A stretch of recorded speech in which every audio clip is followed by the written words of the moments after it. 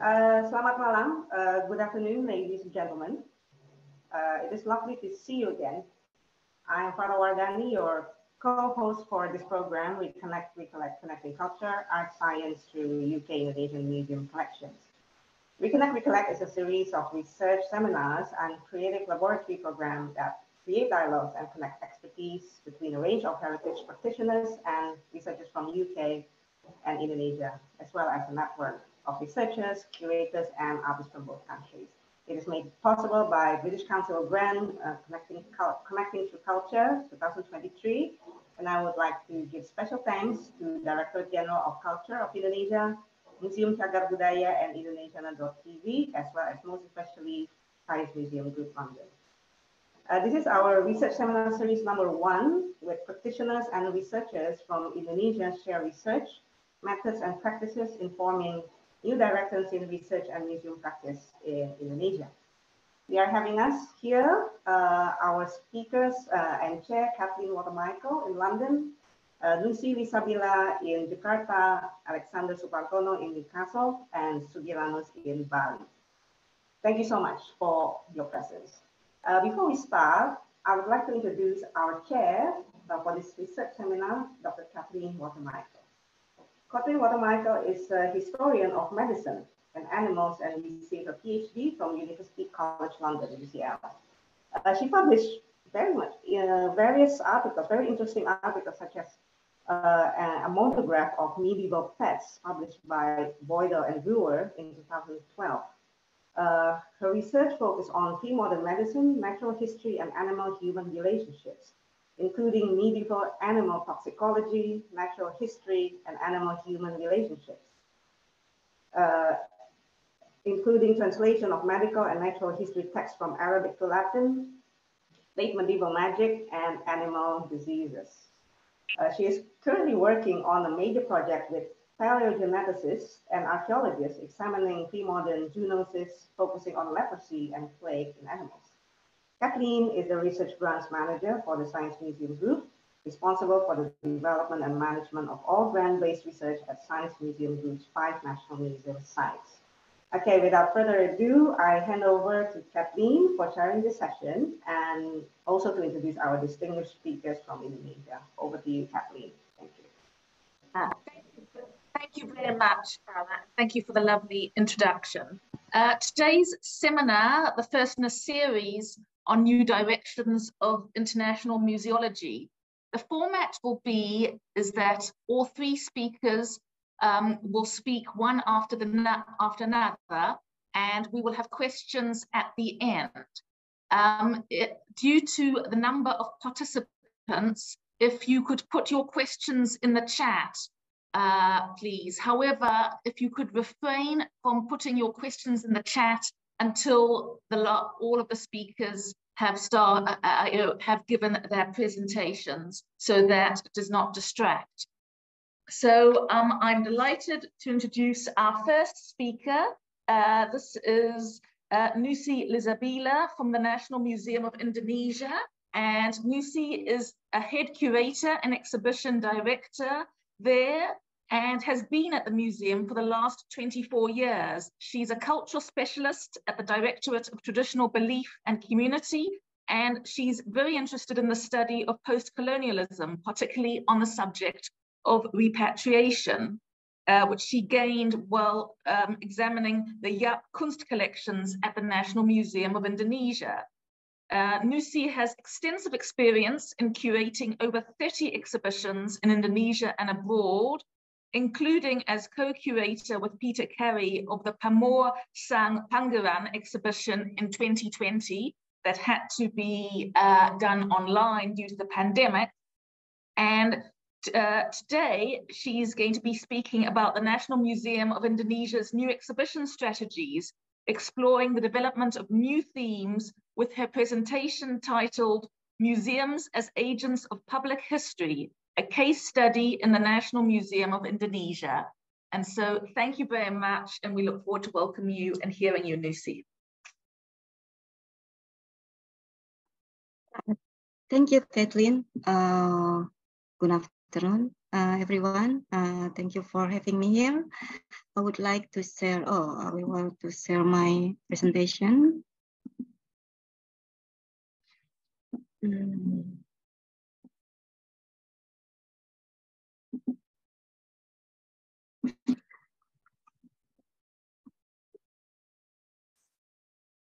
Okay.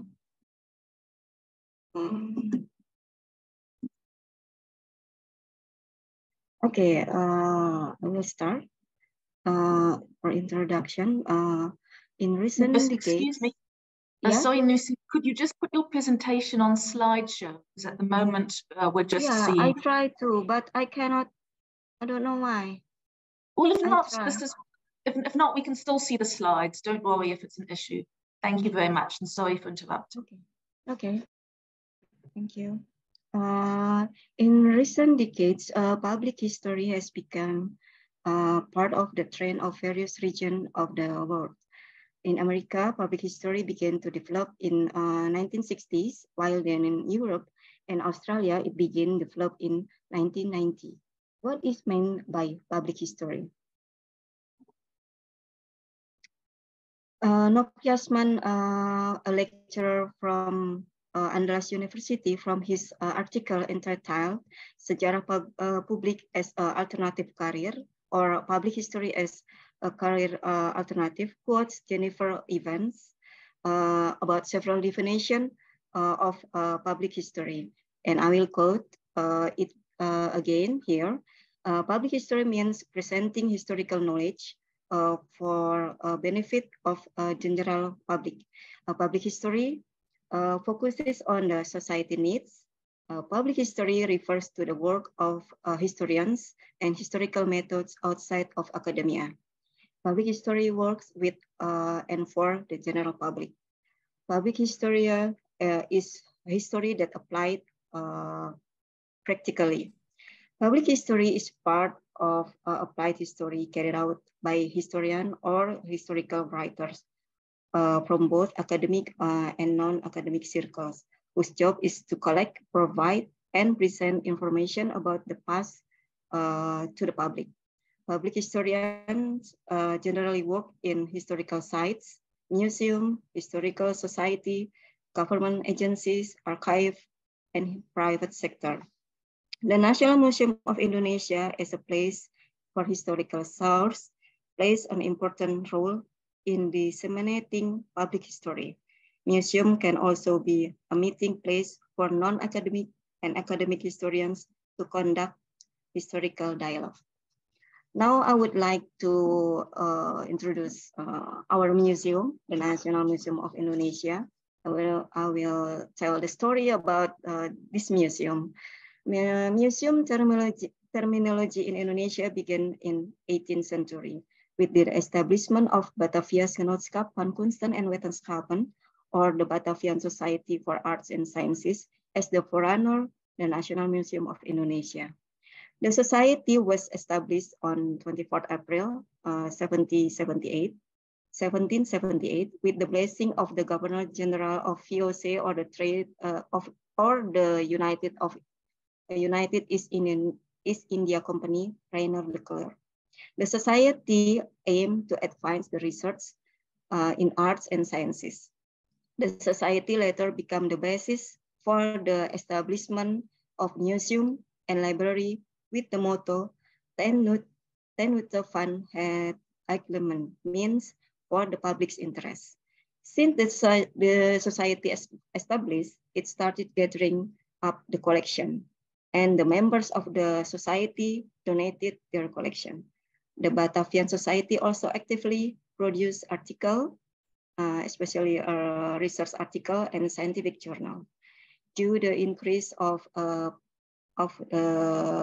collection, a year later, 1779, the society developed into a museum and opened to the public every Wednesday from 8 until 10 a.m. During the British rule in Java in 1811 and until 1816, Sir Thomas Stamford Raffles provided an additional room behind the society, the Harmony Building, to accommodate the growing the collection. At that time, Raffles as the director of this society. In 1860, 62, the construction of the new building that was designed for a museum in the Koningsplein West area, or presently known as the Jalan Merdeka Barat. In 1868, the museum was opened to the public. After Indonesian independence in 1945, there were several changes the name of the museum. In 1979, the institution was designated as a national museum. It is a challenge for museum management how museum can become a place that offer varied experiences for education, enjoyment, reflection, and knowledge sharing, as well as source of inspiration. Managing a museum and its collection is not easy. In addition to managing collection, in the sense of collecting data, curating, preserving, and making exhibition, museum managers are also required to open networks with the other museum and the wider community to convey public history. In the seminar, I would like to share our experience when the National Museum of Indonesia held the exhibition from 2020 to 2022. The first exhibition is the return. Sorry, I forgot to change the slide. Yeah, the first exhibition is Kembali ke Tanah Merdeka, or Return to the Freedom Land exhibition. Repatriation of cultural objects to the former colonies has been a hot issue since the 1980s. Colonialism did not only tear part of enjoying of social and economic life of the nation.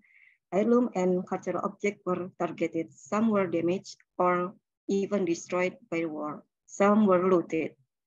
Looted of heirloom occurs various parts of the world, such as countries in Asia and Africa. Decolonization has made the former colony state reclaim the heritage and cultural objects that become the identity of their nation. For information, the process of repatriation is not easy as turning a palm. In 1960s, for the first time, repatriation occurred with the return of the number of Indonesian cultural objects from Netherlands. And at the end of 2019, the National Museum received 1,500 cultural objects from the former Museum Nusantara in Delft through a very long process as well. The return to the Freedom Land exhibition displays 550 collection, and the collection displays are generally in the form of ethnographic collection, which collected in 18 to meet 1950. This collection are the silent witness and notes the detrimental colonialism in Indonesia against humanity and justice. This exhibition was curated by me as a coordinator, also with my two colleagues, Ani Luputu Chandra Dewi and Mawadatul Husna. The selection of the object display is based on the various considerations, such as including the historical value, quality, and rarity. But unfortunately, the curatorial team did not have the opportunity to conduct provenance research for all collection. After determining of the theme, concept, and storytelling of the exhibition, we began selecting collection and conducting research to find more information on the object to be displayed. Bearing in the mind that catalogs and notes regarding the object we received from Museum Nusantara were mostly sketchy. For some collection, we worked together to curate this object with the experts of puppets, crafts, textile, and weapon. This exhibition, the theme is anti-colonial exhibition. The team presented colonial history in a different way. When we begin, we entering the exhibition room, the visitors are presented with the video mapping and complete with the storytelling about the arrival of foreign traders to the archipelago or Indonesia. We ended with the practice of colonialism because they wanted to control the spices. And then entering the gallery of the enchanting aroma, the beginning of this country, visitor will be greeted by the Rampogan Bala Reksa Wayang puppet. This wayang puppet describes a row of giant soldiers, and on the left side, you can see the flags of the Dutch flags. In general, giant in wayang story are depicted as angry figures and symbolize greed. The Rampogan puppet seems to have been as a satire for Dutch Indies soldier or Dutch government, who were considered inhuman because they practiced slavery, had taken Indonesian natural wealth, heritage, and done other harmful things. Similar with shadow puppet, this shadow puppet, the under of the Rampogan from Museum Nusantara. The shadow puppet was belong to Tropen Museum, but depiction in different way. That soldiers are depicted as ordinary people wearing a uniform. The selection of this collection wayang puppet as the opening of exhibition is a symbol of the theme of the exhibition, the anti-colonialism. In the next gallery, we also talking about the history of Museum Nusantara. The Nusantara Museum, your history now. This curator team choose a unique collection in the form of gong with a gayor or large wooden hanger full of decorative carving. Because the explanation in the catalog is less information, we curated this gong together with Bapak Arif Suharson from Yogyakarta Art Institute of Indonesia. This gayong gong in the form of full wooden carving depicting two Japanese dragon. Based on the result of the curation, it is known that the gong is a replica.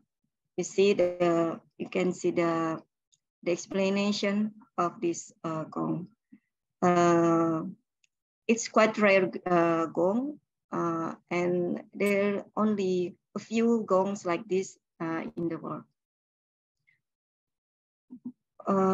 Next, the next gallery, the winding road to the line of freedom.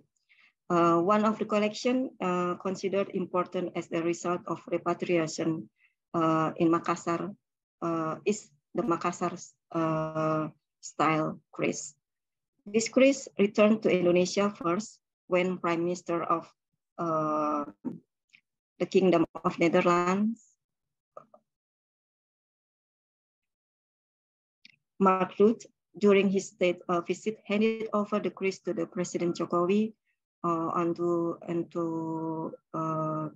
23rd November 2016. 4 years later, the crease were finally handed over to the National Museum of Indonesia. from the head of Presidential Secretariat, Bapak Heru Budi Hartono, to the Director General of Culture, Bapak Hilmar Farid.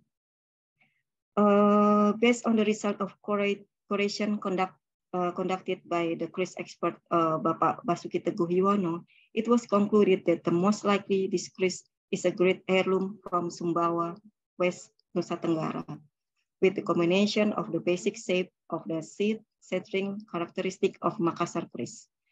But the pattern of working is typical of Sumbawa. The blend of the style occurs that the cultural cross between the two regions. In the past, Sumbawa and Makassar region worked together to stem the onslaught of the Dutch trade, so that the cultural exchange took place both through marriage and trade influence the pattern and various cultural objects. And then now the next exhibition is Aku dan Kain exhibition. It means me and fabric exhibition.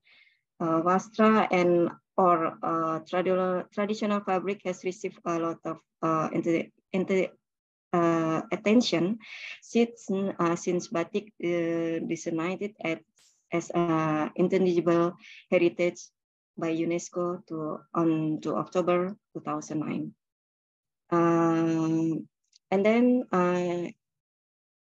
in 2022, the Indonesian government has registered Indonesian weaving as an intangible heritage to the UNESCO. In 2022, the National Museum collaborated with the famous designer Oscar Lawalata by holding the Aku and Kain exhibition. In this exhibition, the concept was made by Oscar Lawalata. The objects were selected collection of the traditional fabric from National Museum of Indonesia, Oscar Lawalata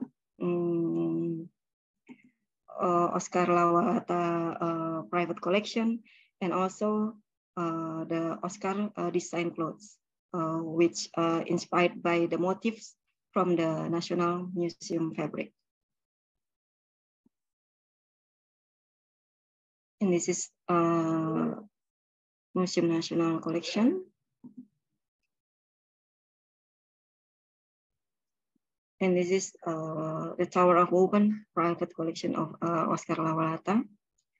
And the last exhibition is a Copy Together exhibition with the concept exploring Indonesian culture and using coffee as a medium communicate ideas, expanding knowledge and understanding among the society. The Copy Together exhibition is the kick off the preparation for Indonesian coffee exhibition in Qatar this year.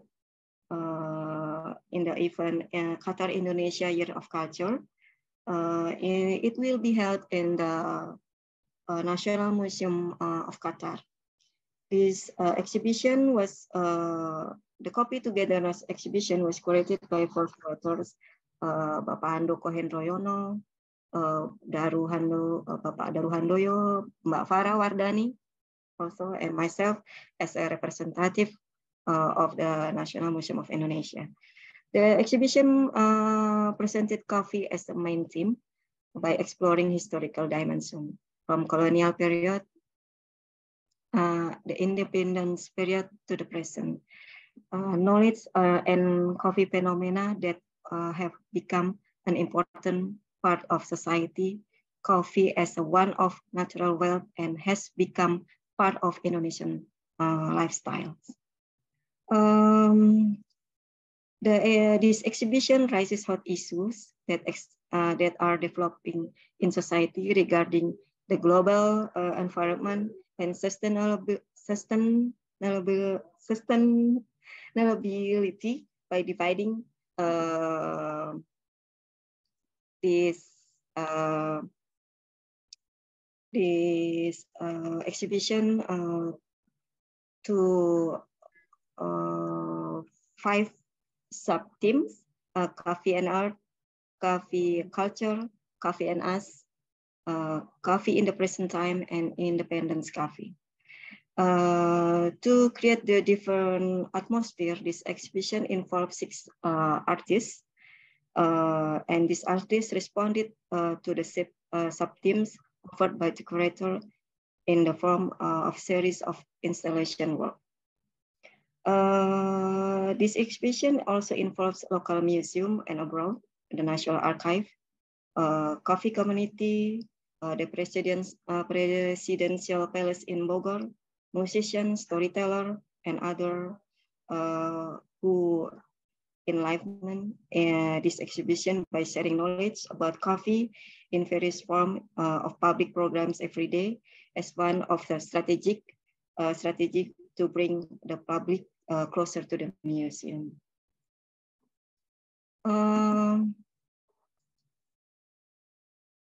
In this exhibition, the National Museum of Indonesia played a greater role in sub-theme of independence coffee or Kopi Merdeka through the archival exhibition. The history of coffee in Indonesia is a dark history. The coffee plantation were controlled by Dutch government, which led the practice of slavery. Movement of plantation worker was restricted until a token was issued is exchanged for money so that the plantation workers could not leave the plantation area. At that time, coffee could only be consumed by the Dutch and local aristocrats. But the strong desire to enjoy the coffee among the workers made them creative by using brewed coffee leaves as a substitute for coffee. The collection of pitcher kawabulu as a container for brewing coffee leaves is evidence the dark history of coffee in Indonesia. Slavery on plantation received a lot of opposition, not only from natives, but from the Dutch themselves. One of the phenomenal ones is the publication of Max Havelaar book. The book was written based on the Wasdekker experience when he was assigned to Lebak, Banten in 1856. While working there, yeah. Excuse me, sorry. Yeah, just one moment, please. While work there, he saw colonialism and feudalism practice with widespread explanation with a local community. As a form of protest, he resigned as a colonial officer and returned to the Netherlands. The book was influential outside the Dutch Indies and helped fuel to anti-colonial movement, and having been translated into 40 languages. Excuse me, sorry. Oh, thank you, Nusi. Sorry, it's just because we're restricted for time, but please do your conclusion. Yeah, actually, I already wrote for conclusion, but I don't know why this is the old version. The conclusion is the museum needs to open themselves up to the public, especially to conducting collection research. Public involvement is also a reflection of existence of a strong bond of the trust between museum and the public, and vice versa. A museum as a center of public history can cooperate with other parties in public history, both non-public and academic, so that the public history can be revealed optimally and the museum can reach its narrative. The public appreciate the exhibition at the National Museum. However, the public's aspiration for quality collection and exhibition and sustainable improvement of public knowledge also deserve the attention of the museum. The collection of National Museum of Indonesia also has potential to open up opportunities for international cooperation, for exhibition, research, by collaborating with museum abroad. Thank you. Thank you very much. Thank you so much, Nusi. That was a fascinating presentation. And I've got lots of questions, but we'll have to go into our next speaker, whom our next speaker is Sugi Lanus. And Sugi is a scholar and curator of Balinese cultural heritage and a translator of Bali's indigenous manuscripts. These are the Lontar, the palm leaf manuscripts. He's the curator of the Lontar Museum in Bali, and since studying in the Department of Balinese Literature at Udayana University, he's worked part-time as a research assistant for Princeton University, UCLA, Murdoch University, Leiden University, Osaka University, among others. He's spoken and participated in various workshops and seminars, has written many journalistic articles, and has served as a consultant for various international institutions, such as UNICEF, World Health Organization, the British Council, among others. And in 2006, he founded the Hana Karaka Society to research Balinese and Lombok Lontar, and has an article published in the Journal of Hindu Studies in 2014 on Indian mantras recomposed and standardized in Bali. He's currently conducting research on reliefs relating to Lontar manuscripts, and his project, the Herbalium Project, which maps herbs in Balinese and Old Javanese Lontar. And he's talking today about Lontar Usada, which are ancient Indonesian medical manuscripts, which are recorded in these palm leaves manuscripts. So over to you, Sugi. Kathleen, good afternoon. Thank you very much for being a chair for this afternoon. Thank you very much for Farah for the introduction. I would like to start directly to and share my presentation.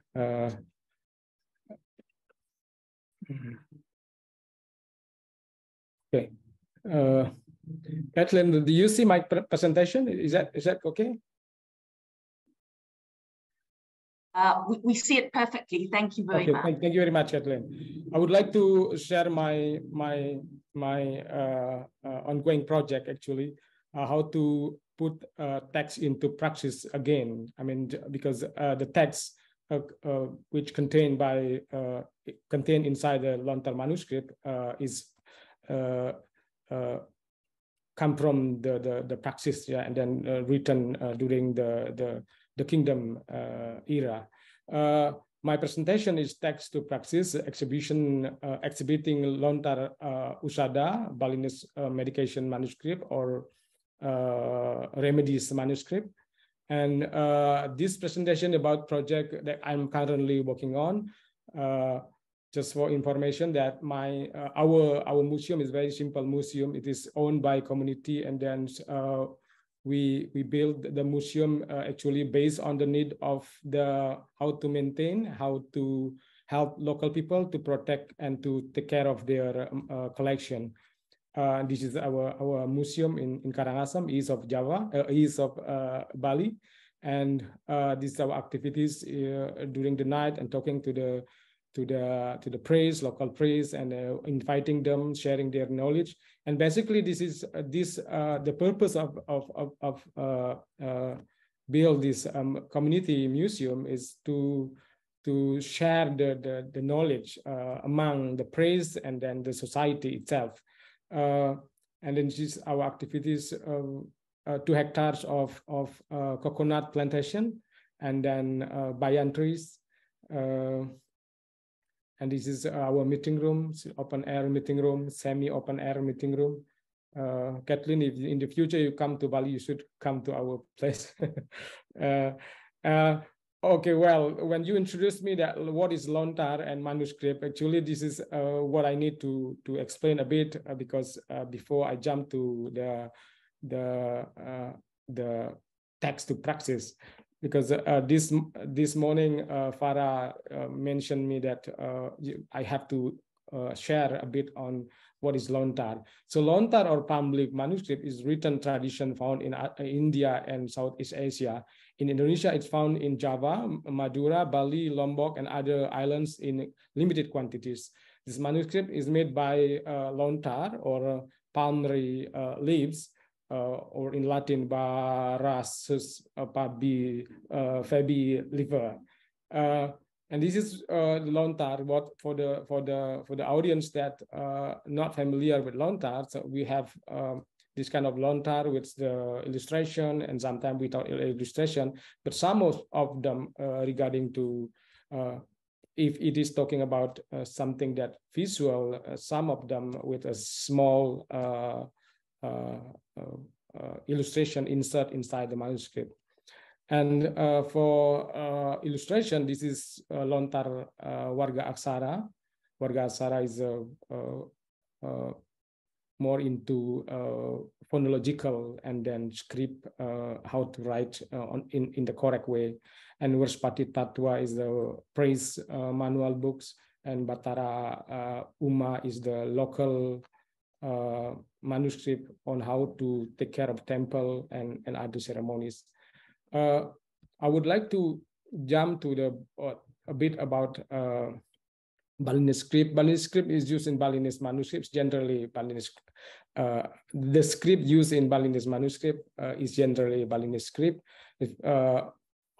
Even though we use most manuscript in Bali use Bali Kawi or old Javanese language, but it is very rare we use old Javanese script.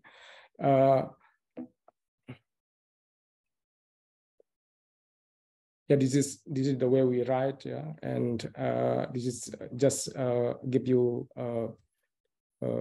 idea that during the modern era, my grandfather, actually this private collection of my grandfather, switched into using different material from Lontar to paper. Yeah, and what is the content of the Lontar?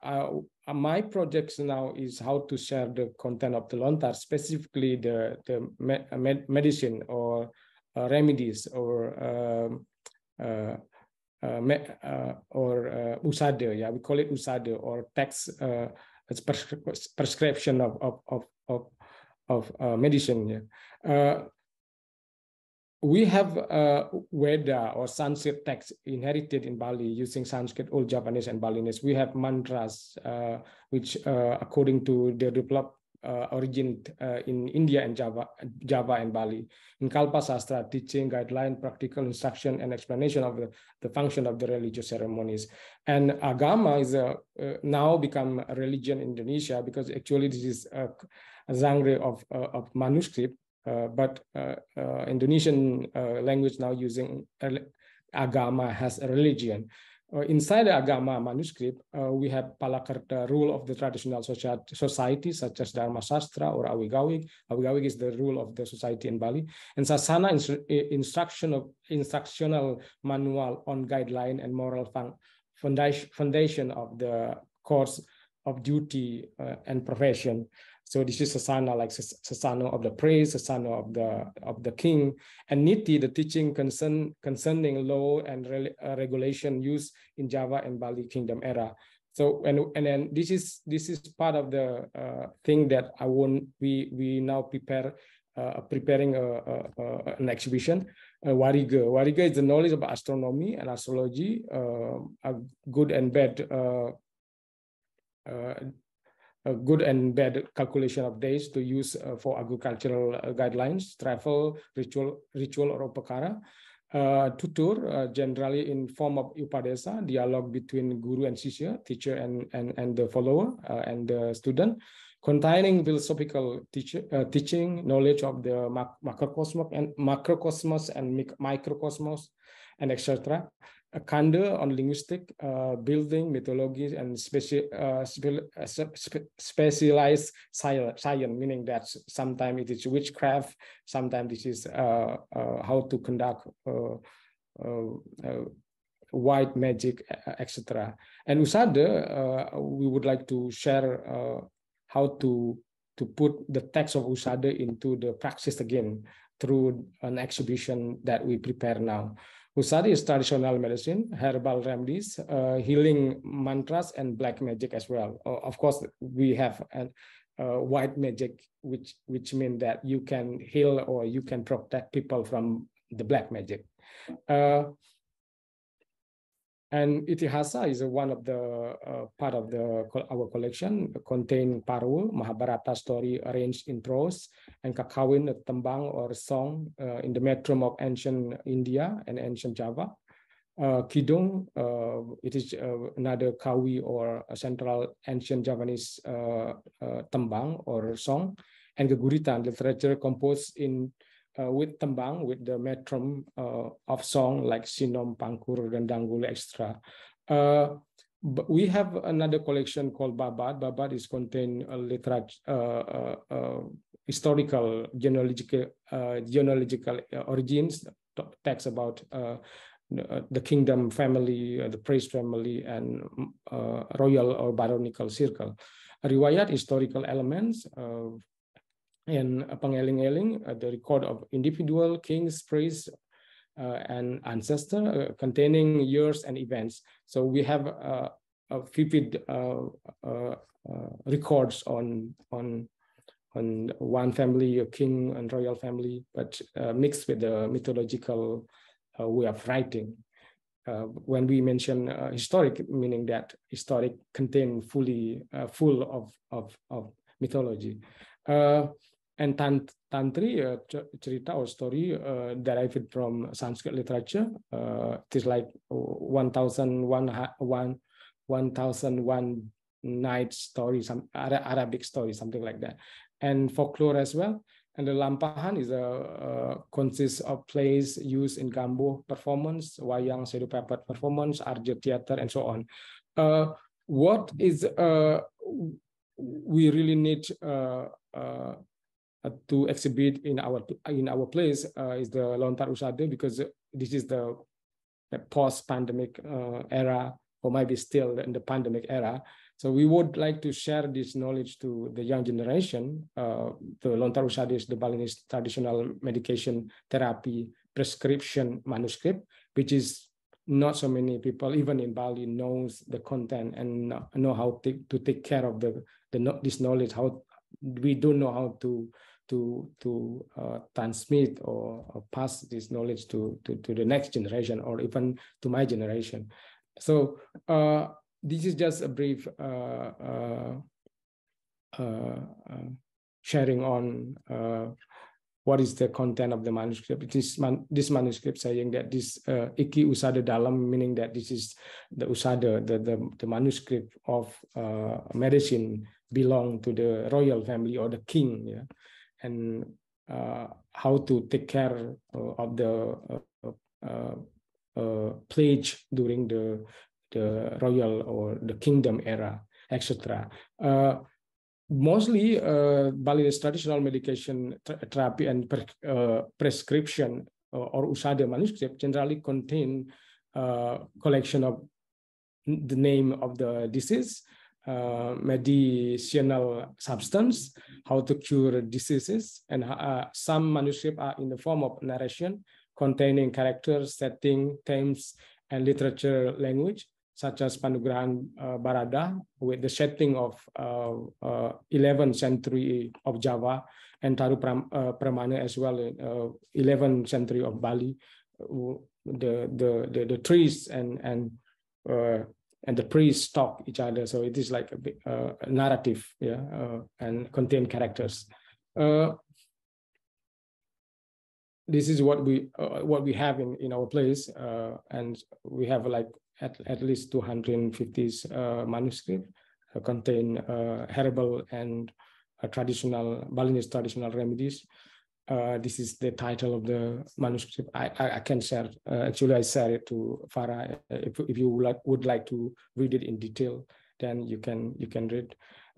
Just briefly about Puana Maba, Buddha Kecapi, Cembang. It is kept by Udayana University, and then some of them now in the collection of Pusat Dokumentasi Bali, meaning Center of the Documentation Center of Balinese of Government of Bali, and another collection like Male, Dinas Kesehatan, the Department of Health in Bali have some collection, and Gedung Kerja is the first Lontar manuscript library in Bali. even in Indonesia, this is considered one of the most important library, Lontar library. And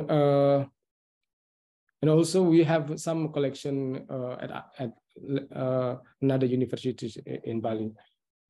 This is what the Lontar look like. So we have to be very careful and protect, know how to read, open properly. That's why we don't open really open to public, because we cannot give it to a student like books or usual library. So I would like to share what we're going to share to the audience. For those who are going to come to our exhibition, is the timeline of the epidemics or plague and the treatments. Because if you open Lontar Usada or traditional remedies Lontar or Lontar Usada, we can find some information. It is contained some information on what's going on, the timelines of the plague, but it not very timeline. But I try to put into timeline. So during the Kediri kingdoms, like it is like 11 until 13th century, Singosari in Java and Majapahit and Gel-Gel in Bali, we have some information what's going on and what kind of epidemics, outbreaks during that period. Yeah, so we would like to share the timeline, this timeline, and how to put text into practice. We of course we need a really scientific translation. The knowledge should be opened to more into scientification approach, and exhibition is the manuscript itself and the workshop or herbal drink. So we want to have Usada Lontar Usada exhibition, or the herbal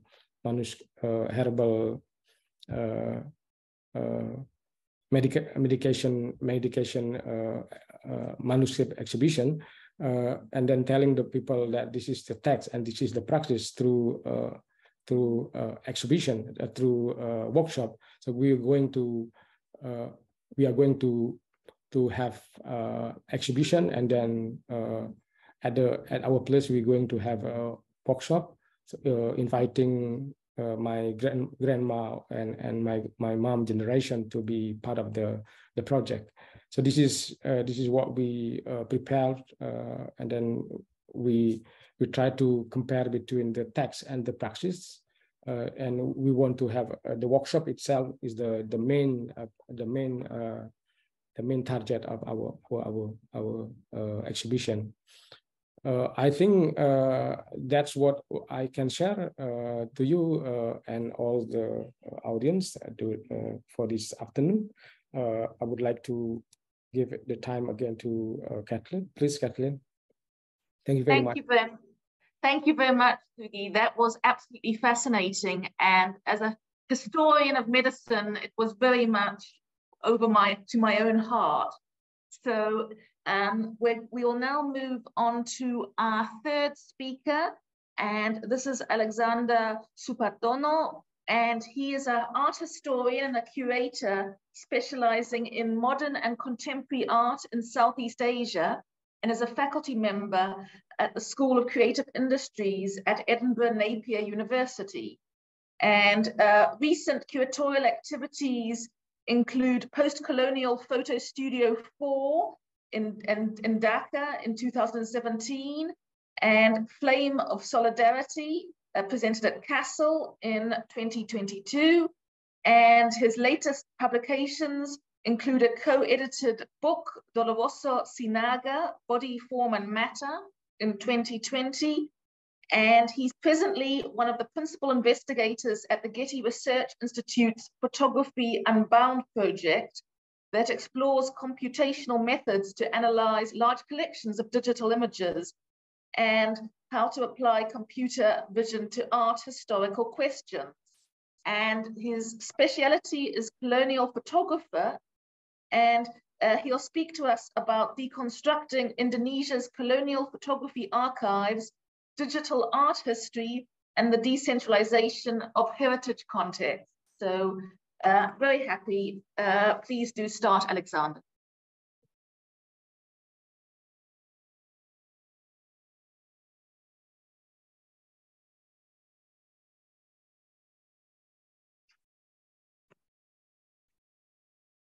I think you might be on mute, Alexander.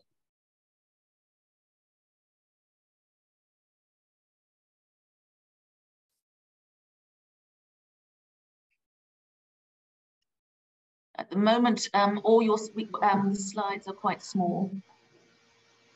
Alex, can you unmute, or maybe Aya can help unmute Alex audio?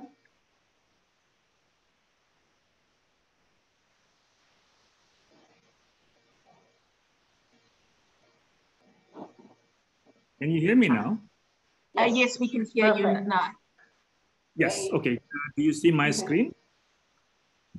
We can. At the moment, it's rather small. It's rather small at the moment, but yes, we can see it. But it seems to be minimized. Yes. What do you mean by quite small? It's not really on slideshow mode, Alex. Maybe, is it on Keynote or something? It's like... No, this is in PowerPoint. Oh, okay. Let me try again. Okay. Thanks. Maybe you can go out and then try to share screen again and put it on slideshow mode. What now? Do you see better? No, it hasn't changed. Okay.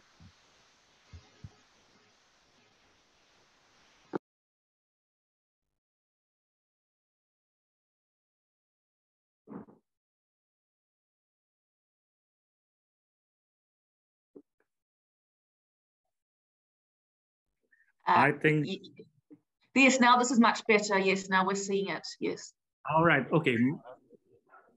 The reasons of this technical glitch, because I'm standing in front of my class, so I project this thing to the rest of the class as part of my session. So maybe I just do it manually like this. Can you hear me properly now? Yes, we can hear you fine. All right. Okay. So we start. Right. First of all, apology for that technical glitch, and second of all, thank you for having me here in this conference. Unlike the previous two speakers, my presentation is about Indonesian collection that are located outside Indonesia. That is the archive of photographs from colonial Indonesia in the collections of the Dutch institutions.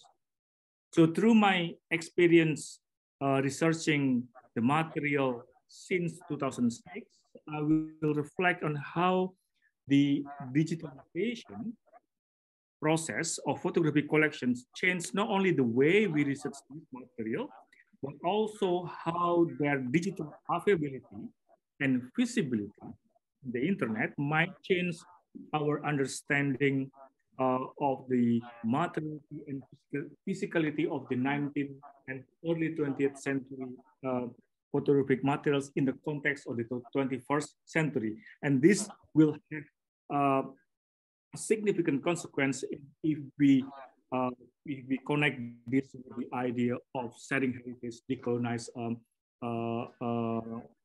collections, repatriations of this kind of topic. So in doing so, I hope I can contribute to the discussions on how actually we can materialize the idea of decentralizing heritage or decolonizing collections. All other similar phrases that we often mention and discuss in the past decade. So in early 2000, when you are in Indonesia and want to research about Indonesian colonial photograph, or more precisely about the photography practices in colonial Indonesia, you know that you have to go to the Netherlands.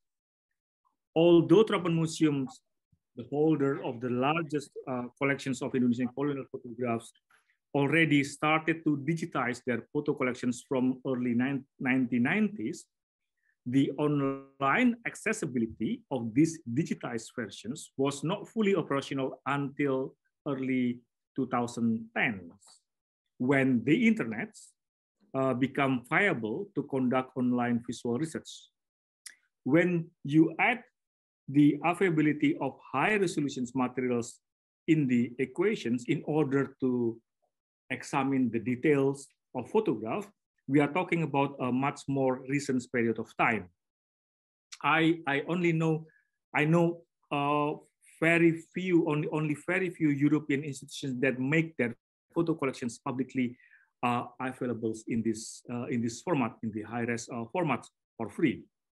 So, if we want to talk about the larger process, the larger project of decentralizing of heritage, or even decolonizing the collections, I would argue this is the first hurdle that we need to sorting out, that we need to sort out first before we discuss the more delicate issues such as the share control of metadata.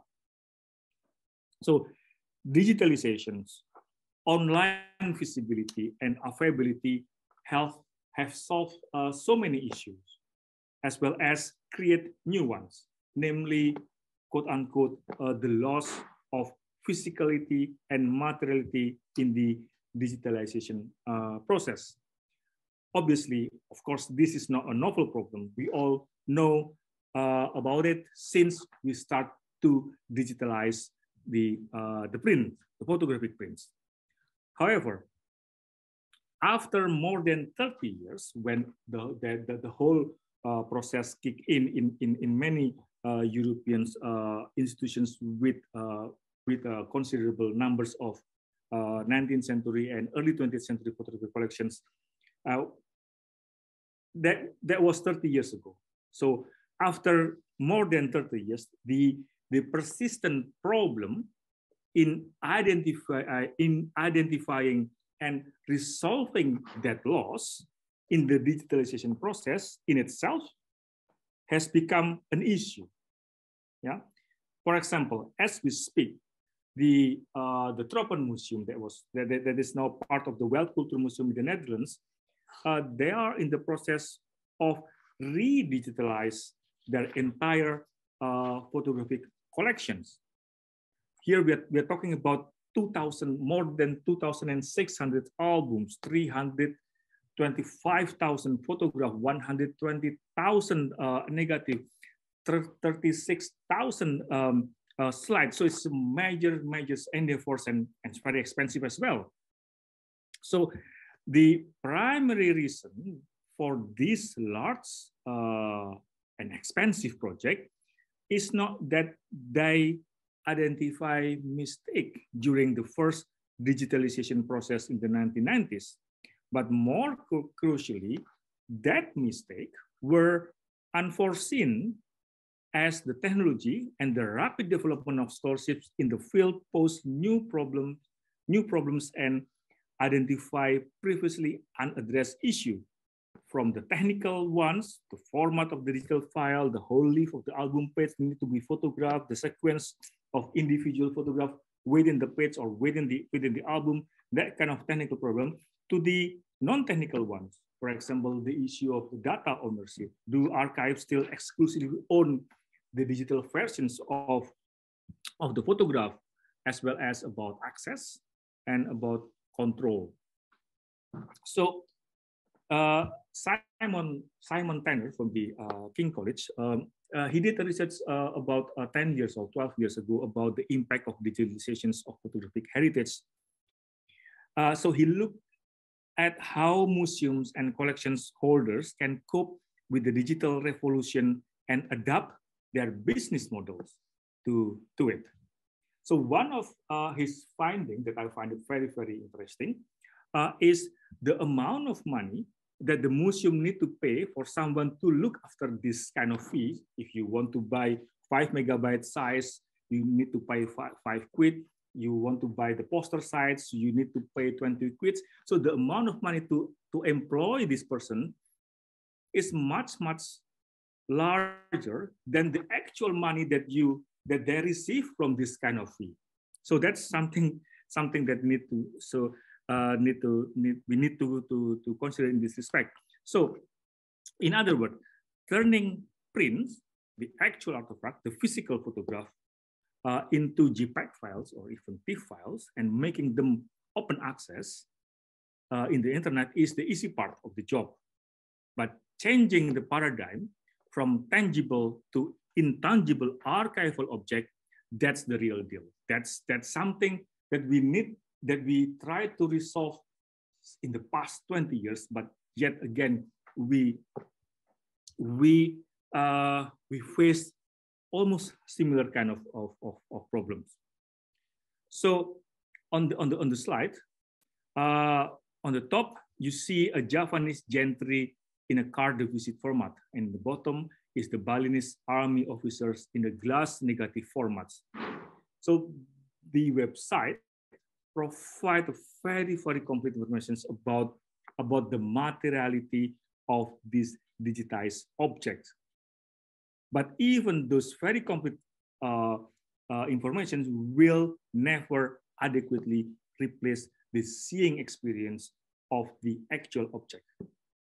So I would suggest we have to accept this, accept this fact that we will never able to replace that kind of experience.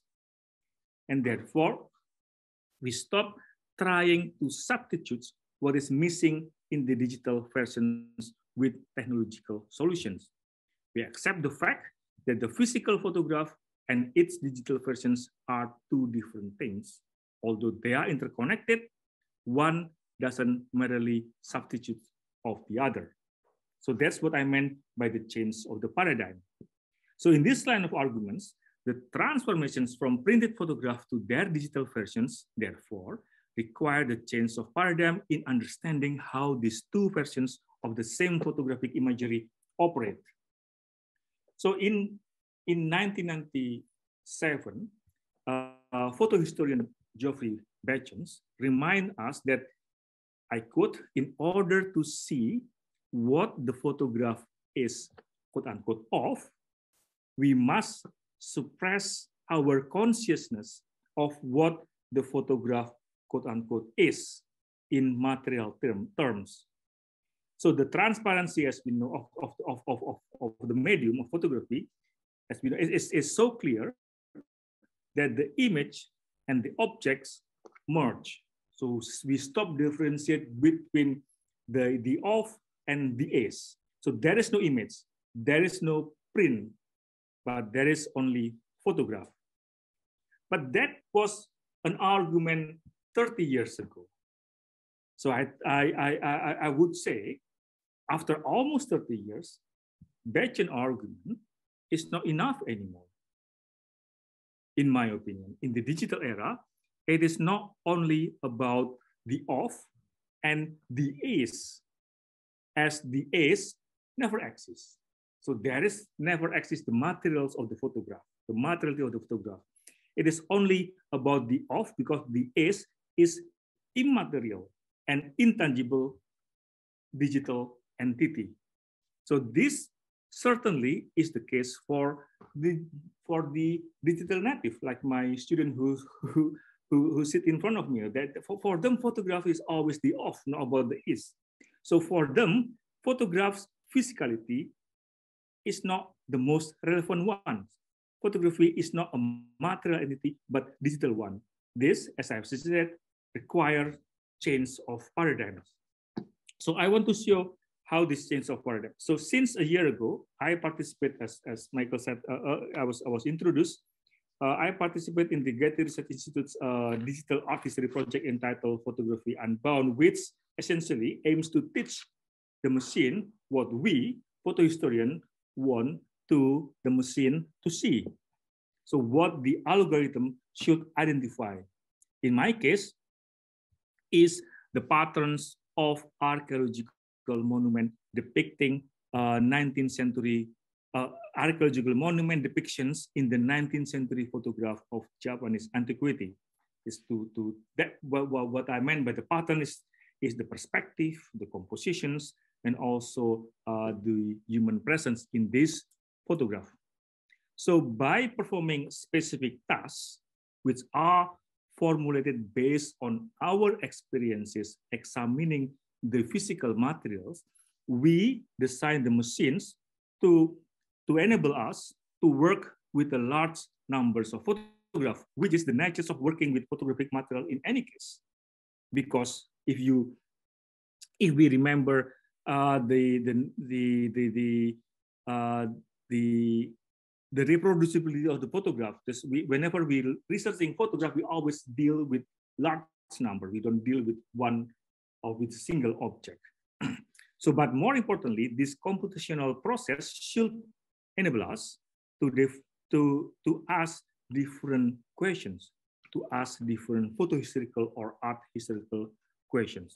So when we ask the World Cultural Museum in the Netherlands to harvest 19th century images related to any archaeological subjects in Java, we are presented with 2,578 photographs only from their collections. So as you know, 19th century photographs rarely arrive alone in the archive. They usually come as a set of data in material format of photo albums. So this 2,578 photographs, every single of them is part of a specific set of data, which means they're part of a very specific set of narrative. Yeah. For example, this photograph of Borobudur by the first Javanese photographer Kasian Sefas from 1872. So as the first photograph that successfully captured the whole structures of this 9th century Buddhist temple, so it's not surprising that this is one of the most reproduced photographs from the 19th century Java, hence its existence in multiple albums. So therefore, its print is part of a particular context, particular narrative, and particular data sets. So its context, its narrative, and its data set formulate different meaning of the same photograph. In these multiple overlaps, we still need to include style, themes, subject matter, intentions, audience in the equations, and then the things will look something like this, just to give you visualizations how this multiple overlaps. So how do we unpack this? The number is both the problem, but also the answer. How do we understand the massive and disparate images within the thematic singularities, such as, in this case, 19th century archaeological photograph from Java? So despite this heterogeneity of styles, themes, subject matter, intention, materiality, and physicality of the photograph and albums of Javanese antiquity, this body of material is a collective system of the 19th century photographic representations of Javanese antiquity, from which we can extract the informations regarding their shapes, their forms, their relations, their structures, with the help of computer vision, with the help of algorithm. For example, by performing one of the most basic tasks of computer vision, namely person recognitions in this body of material in those 2,578 photographs, I can trace the change of their use value from scientific documents, the use value of those archaeological photographs, from scientific documents to geographical insignia, from the family chronicle to the object of display in the museum. So this computational process also provides evidence regarding the status of those archaeological sites for the photographers, how those photographers see and understand those archaeological sites as a scientific sites, as religious sites, as cultural sites, or as a holiday destinations, or a site to showcase their participations in modernity. This is the archaeological photograph from Javanese photographer Kasian Sevas. Evidently, for Javanese photographer Kasian Sevas, consistently included his fellow Javanese and himself in the frame. They are not there in the frame only for the scaling purpose or to add local color, for example, but they employ this archaeological site as a stage for their performance under the directions of the photographers. Therefore, this is part of their participations in the modernity in these very modern tools, namely camera. Whereas for Dutch-Belgian photographers, Isidor van Kinsbergens, his body of works, the computer identified only 2 photographs with human presence, and they strongly suggest their functionality for scaling purpose. The rest of his archaeological photograph, devoid of human presence, is also suggests the way the photographers appreciate the that site as a religious site, not only as the archaeological sites. In Woodbury and Page studio archaeological photograph, as the most commercially successful studio operating in 19th century colonial Indonesia, we can see different purposes of human presence in their photograph, namely to contextualize those archaeological sites as holiday destinations. So here within the limitations of time, I have shown a tiny possibility how computational process in its very basic operations has provided evidence to argue not only the changing status of 19th century Javanese archaeological photograph, but also the diverse intentions of their making. So such possibility enable us to ask new artistical questions. Therefore, any discussions on the idea of decentralizing heritage or decolonizing collections should follow suit. Thank you. Thank you very much, Alexander, for a fascinating talk. I now invite our participants to please put any questions you have to the panelists in the chat.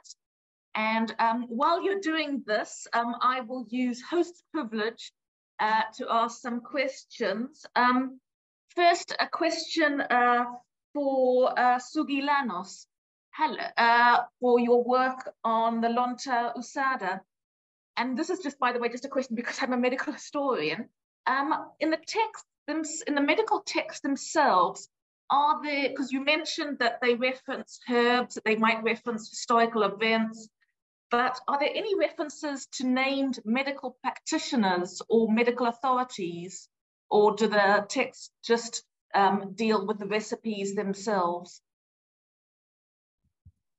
Yeah, we have manual books for the therapies, for the healers. Yeah, so we call it Dharma Usada, meaning that the sasana, the code of conduct for the healers. We call it in Bali Balian. The Balian is the healer, but also in Borneo Balian, and in East Java Balian is the priest.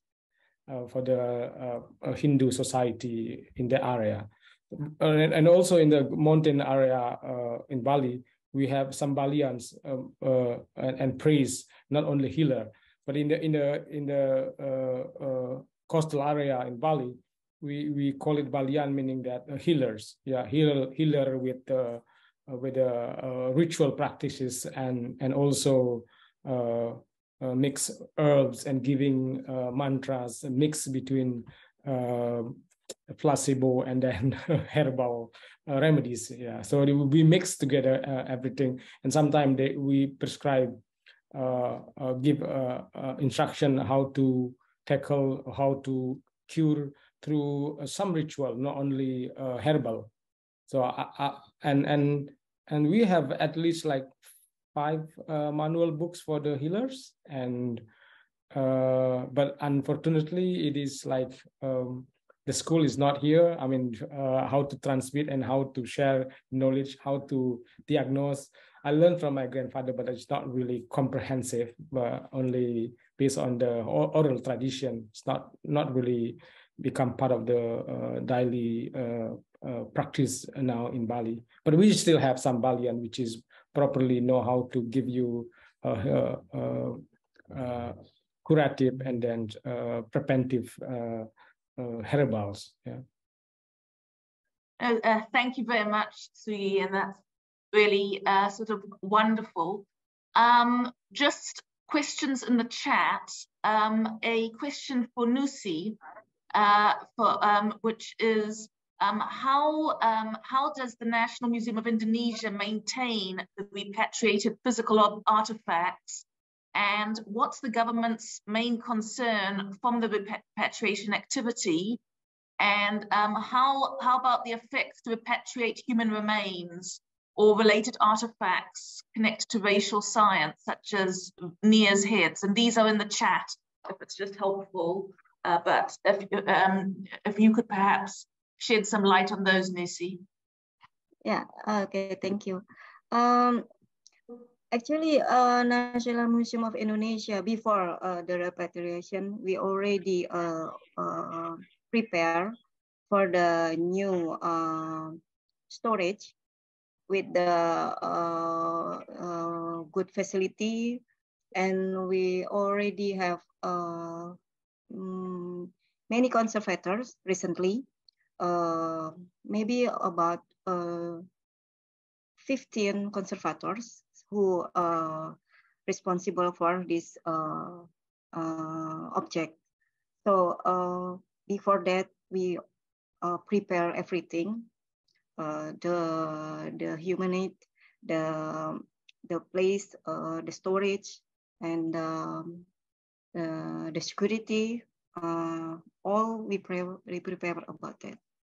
And the government, actually, I haven't involved with the new project for the repatriation, because I'm no longer in National Museum of Indonesia.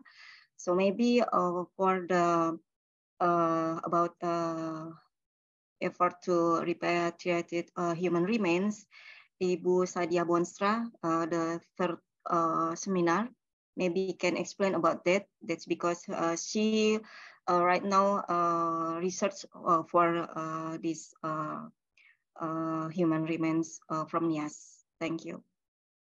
Thank you very much, Nusi. And just a question for Alexander.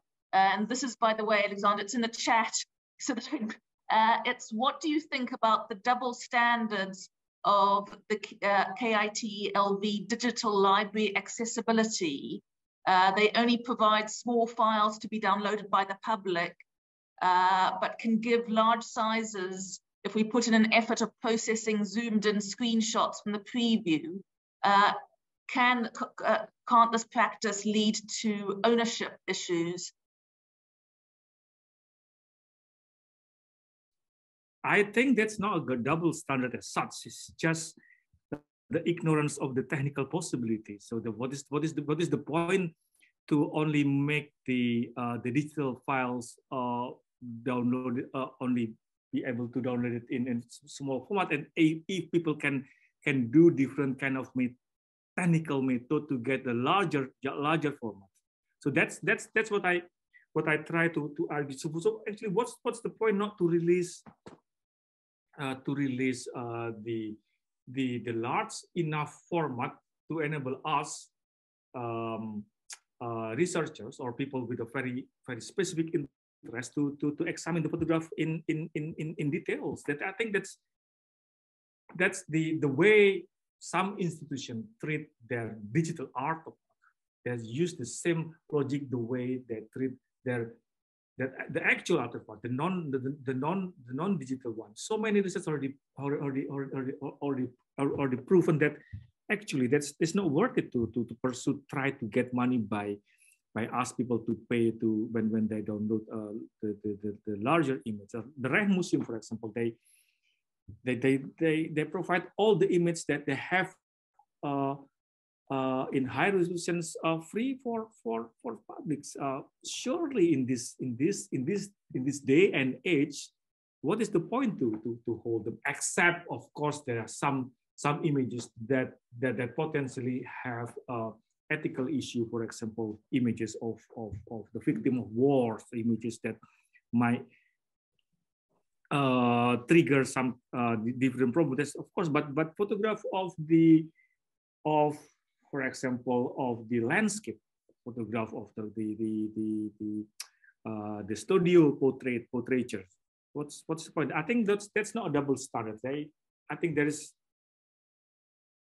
the regulations always at least mile behind than the actual practice that already happening on the ground. So that makes sense. And just another question for you, Alexander, which is, do you have any examples of museum engagement using digital versions of these photographs, apart from sort of putting them up on the website? Sorry, say it again. I didn't catch. Museum engagement using digital versions of the photographs.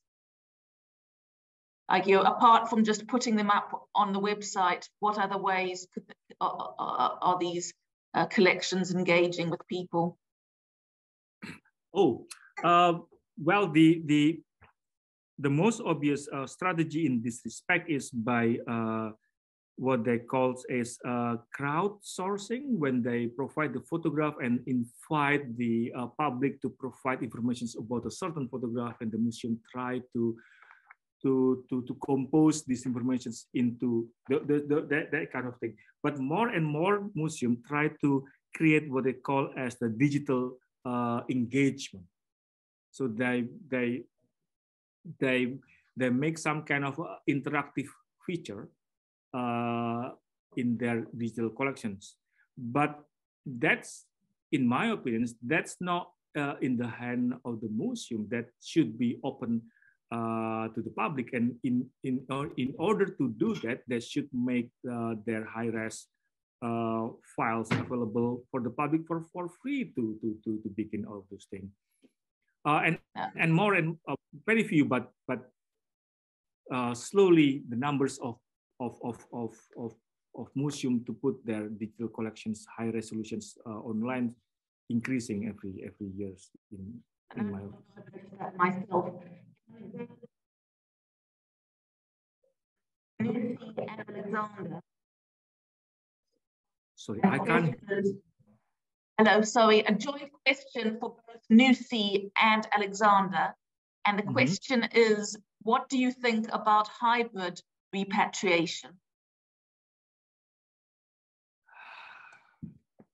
So, in my personal opinion, as a photo historians, the repatriations of photographic materials not only about actually to bring back the actual photographic object. We need to think that very, very seriously, because those paper materials, when you that requires a high cost maintenance, also soft knowledge to how to maintain them.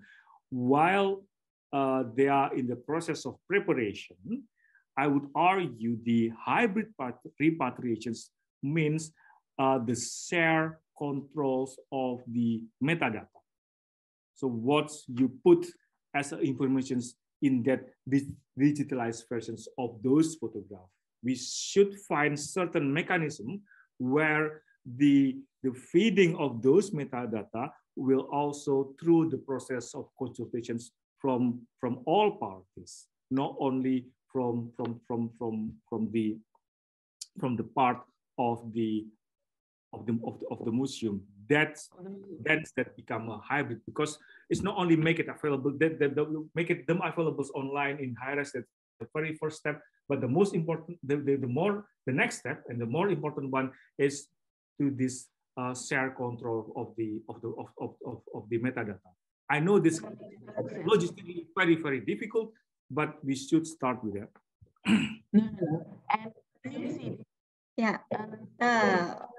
According to my opinion about hybrid repatriation, same like Bapak Alexander, it needs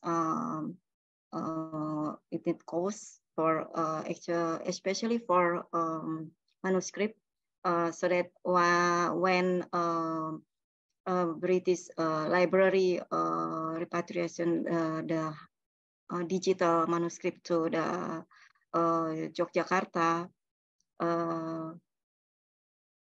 for museum it's okay, but the people or the people who belongs this manuscript maybe a kind like oh, why this is our heritage, and why you send us the digital. But in museum, we need to think about the cost, how to maintain the object. Actually, in National Museum of Indonesia, have already received digitized of Yap Kun's recording from wax cylinder. We have the wax cylinder, but we cannot operate. We cannot operate the wax cylinder. So in 2019, the Berliner Archive sent us about 300 copy of the recording of Yap Kun's, and this is very useful for us, especially for the researcher, for ethnomusicologists. Before we wrap up, if I can, sorry again, take privilege just to ask, because we've been talking a lot about digital preservation, to Sugi. Are there any effort? What efforts? And by the way, I would love to visit your museum. What are the efforts to try to go and preserve your collection of Lontar? Is it like photography? Are you still? Is it all transcription of the text? How are you preserving the text? Because the conservation of these wonderful manuscripts. Mostly Lontar that we read belong to the society, meaning that we visited the owners, and then we talked to the owners, and they trust us because they know what they know how what we have been done for like 25 years. So when we visit their house or place, and they openly open their collection, and we take some picture and then read the digital format, because we cannot read one books of manuscript. So it takes like 1 day of the collection and convert into the digital format, and then writing the Latin, using the script Latin, and then translating into Bahasa Indonesia and give back to the owner. And by that kind of activities, we can maintain emotional relation with the owner, and then so we can recheck and telling the content of the manuscript for those owners who open to us. Yeah, but I would like, if you don't mind, to put to give us feedback about the repatriation of the manuscript, because actually it is very expensive to maintain manuscript. So I trust Leiden University to keep a Balinese manuscript, but please put online with high res digital archive, so we can read, because I think mostly we have a lot of readers now in my generation read and then love to read the digital archive. If the Leiden or UB Leiden University Bibliothek Leiden open the digital, but not open yet. Yeah, I don't know why they kept that manuscript like closely. They don't know how to read, you know. They know how to read, but let's see how many professors they have in Leiden. They need help from us, from Bali, from Indonesia, from Java. Exactly. We can learn and share. It is like open source.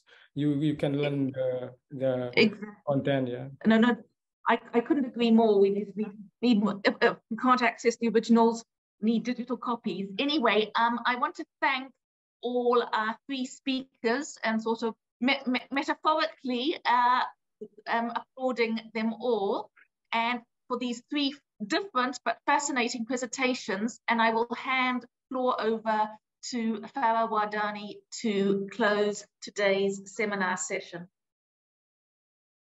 Thank you so much, Kathleen and Visugi, Mbak Nusi, and Alex. Thank you so much. So I think that just before we wrap up, I mean, like, thank you for the wonderful discussion and sharing. So Kathleen, as you can see, I mean, like, we have this homework, and but also like great homework for everyone, and different landscapes or different challenges in different approaches, actually, like whether in the national museums or, you know, like, or in let's say local, like in Bali, what Sugi has been doing, you know. But I think that that we all now on board with these issues, and what is the best way, actually. I think that for us it's more about like how this knowledge and our history contained in all these historical objects, how to make them accessible to the public, and the knowledge can be shared to all.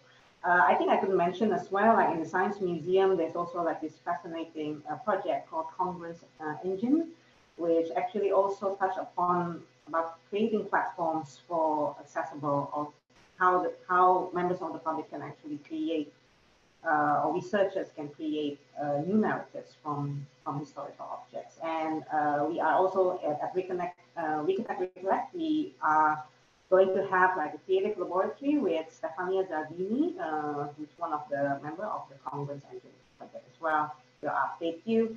So I would like to thank everyone who has been attending, and I would like to announce and invite you all to join us again next week. We have 2 more research seminars on Monday, 20 March, with me and Charlotte Connolly from National Science and Media Museum, Bradford, Rupert Cole and Alice Naylor from Science Museum, London, and Tuesday on 21st of March with Sadia Boonstra from Museum Budaya, Alexander Green from British Museum, and Adrian Plau with Yoshika Kobayashi from Wellcome Trust. So there will be exciting discussions ahead. Oh, so it's chaired by Melinda Susanto from Leiden University. So we all see you again soon, and thank you, and terima kasih. Good afternoon, good evening, everyone. Bye.